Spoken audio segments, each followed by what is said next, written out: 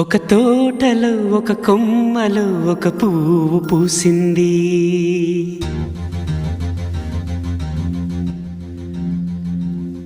మహారాణిలా మహాలక్ష్మిలా ఆ పువ్వు నవ్వింది.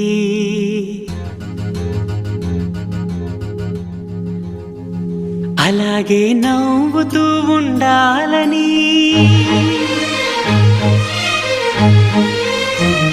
అలాగే నవ్వుతూ ఉండాలని నింగి నేల వాగు వంక చెట్టు చేమ గువగూడు ఆశీర్వదించాయి.